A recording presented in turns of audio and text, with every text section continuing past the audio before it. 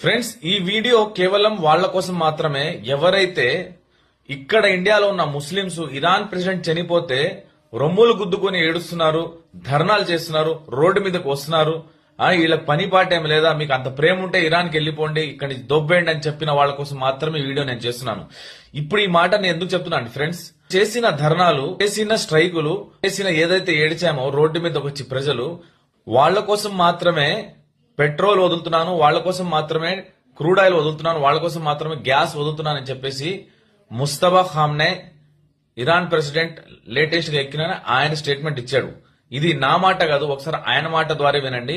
నేను గవర్నమెంట్ కోసం వదలట్లేదు, కేవలం మన ఇండియాలో ఉన్న బ్రదర్స్ అండ్ సిస్టర్స్ కోసం వదులుతున్నాను. ఎవరైతే మా కోసం ఏడ్చారో, ఎవరైతే మా కోసం ధర్నాలు చేశారో, ఇండియాలో ఉన్న ప్రజల కోసం మాత్రమే నేను వదులుతున్నాను అని చెప్పేసి ఆయన ఒక స్టేట్మెంట్ ఇచ్చాడు. ఒకసారి వీడియో పూర్తిగా చూడండి. వీడియో చూసి మీరు ఖచ్చితంగా కామెంట్ చేయండి.